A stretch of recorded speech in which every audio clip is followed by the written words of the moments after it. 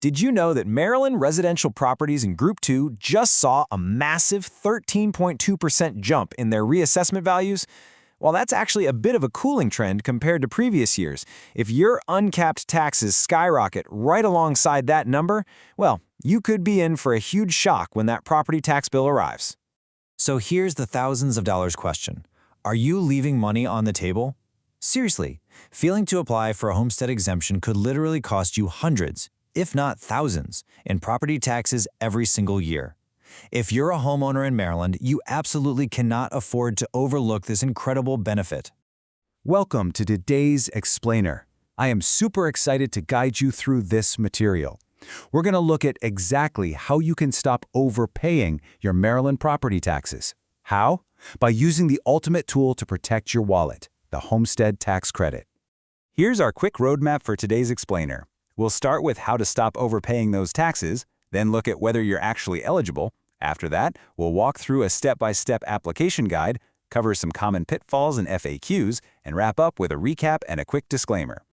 All right, Section 1, Stop Overpaying Property Taxes. What does this credit actually do for you? Okay, let's dive right in. What is this credit doing for you behind the scenes? Well, the Homestead Property Tax Credit is a statutory cap. It literally limits the annual percentage increase of your property's taxable assessment. Now, the absolutely crucial distinction here is the difference between your home's actual market value and its taxable assessment. Your home's market value might shoot up 20% in a hot real estate market, but this credit legally caps the taxable portion. It's like a shield, ensuring your tax bill doesn't just blindly follow the housing market straight into the stratosphere. Now, this is where it gets really interesting. Notice how local laws can actually amplify that state benefit. Every county in Maryland is required to cap increases at 10% or less, which is the ceiling set by the state. But look at Baltimore City. They cap it much lower, at just 4%. And Worcester County, get this, as of July 2026, their cap drops to 0%. That means residents there who have this credit will have their property tax rates completely locked in. No increases at all. So let's break down how this math actually works in your favor in the real world. Say your home value jumps 20%. Thanks to the credit, your taxable assessment only goes up by your local cap limit. Let's say you're in a standard 10% cap area, and your assessment jumps from $100,000 to $120,000. With the cap firmly in place, you're only taxed on $110,000 for that first year. The tax on that $10,000 difference, that is pure savings staying right there in your bank account. Moving on to Section 2, Are you actually eligible? And spoiler alert, there are zero income restrictions. The fantastic news right off the bat here is that there are absolutely no income restrictions for this specific credit. None. But there are some pretty strict rules to ensure people aren't abusing the system. First, you must hold a legal interest or title to the property. Most importantly, it's got to be your principal residence. You have to live there for at least 6 months of the calendar year. And listen, that 6 months must include July 1st. Also, you absolutely cannot claim this on more than one property. So, sorry, no vacation homes or short-term investment properties. Finally, you can't have requested a zoning change that increased the property's value.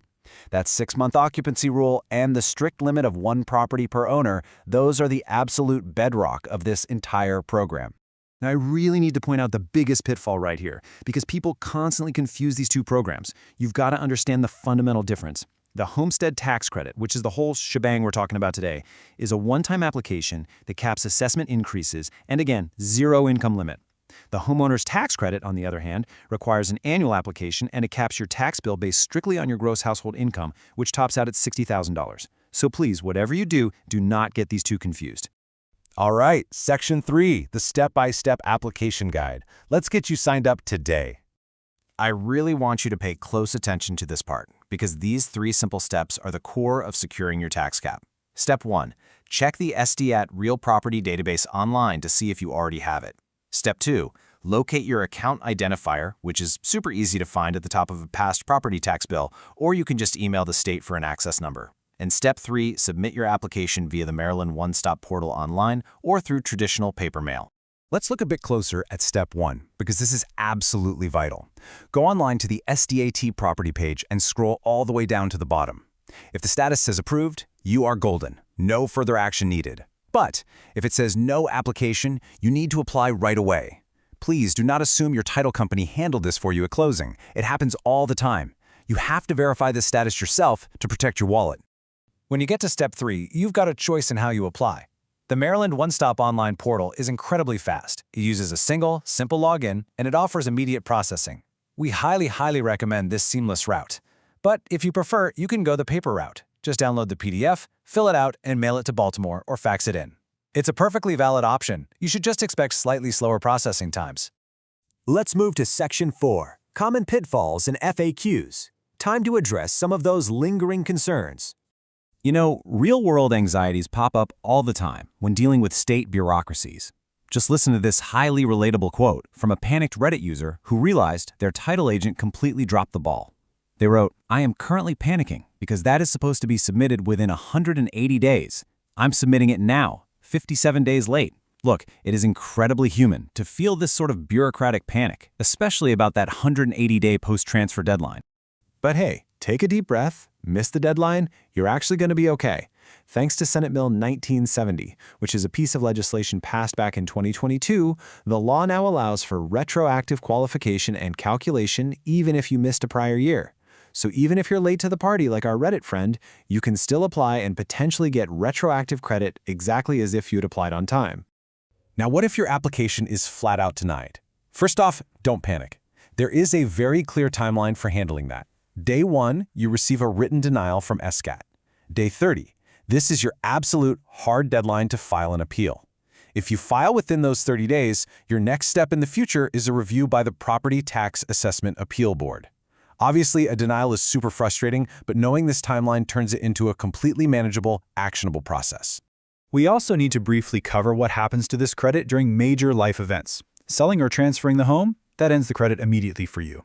Renting the home out completely, that ends your primary residence status, which means, you guessed it, you lose the credit.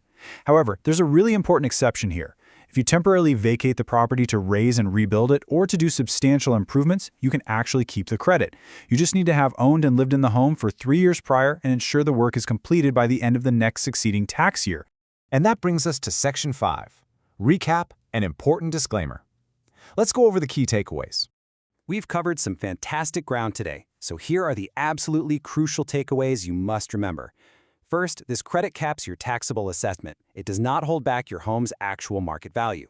Second, you only have to submit a one-time application. Third, do not guess or assume. Verify your status right now on the SDAT Real Property Database. And finally, do not confuse this with the annual income-based homeowner's tax credit. If you follow these steps, you'll ensure your compliance and save yourself money year after year. And of course, we've got to do our mandatory legal disclaimer here. This explainer provides general guidance based on the source material, and it is not a substitute for professional tax or legal advice. Please always consult a tax professional or the Maryland Department of Assessments and Taxation for your specific concerns or nuanced situations. Which brings us to our final thought for the day. Have you checked your SDAT status yet, or are you sitting there paying for an uncapped assessment?